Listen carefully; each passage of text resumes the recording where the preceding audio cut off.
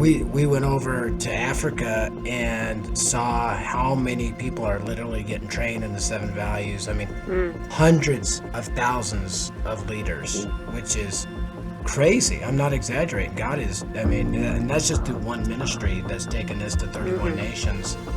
And just, I was in the Maasai market in Kenya, and I started going through the gospel acrostic with this lady named Rose. We gave you a life in 6 words card, and you said, I know that.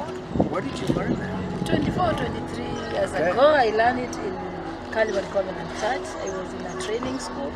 I trained for 6 months. Wow. And I was able to preach these things to 6 people. 31 years ago, I developed that acrostic and had no idea that somebody came over here to train it.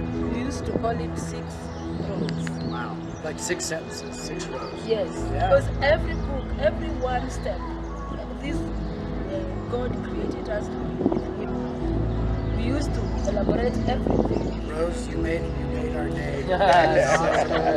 And she goes, this acrostic changed my life because I consider myself an evangelist, and I don't just sell things at a market. I share the gospel, and I use this. And I just stood there and wept because long before Dare to Share went global, the gospel is advancing forward. This philosophy, the strategy, anybody can do it. And your story was just a powerful illustration of that, Greg. I read through this, and as I think again of disciples, all in the Gospels, and I think in the Apostles, Acts, they were just normal, ordinary people who were chosen by God, given the power of the Spirit and the promise of who Jesus was, right? I'm sold on the thought of if the gospel you're preaching can't be re-preached in a third world country, it's probably not the gospel. It's a no-brainer to me of why someone in another country, a third world country, or wherever, that these practices will work, because like the Bible isn't a first world piece of work, right? I think we have taken it here in the States, and we've taken it, we've done something different with it, to where it doesn't fit the context of someone from a third world country. But these values and these principles, because they are biblical, they do work in any context. And so I'm not surprised at all.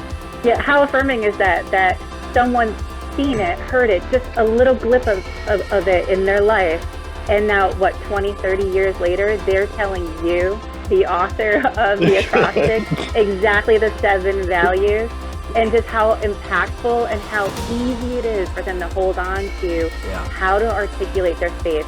It is incredible, and our students latch on to it the same way. And we sometimes dismiss students that they're not listening, but they're picking up way more than we think they are. I fully agree.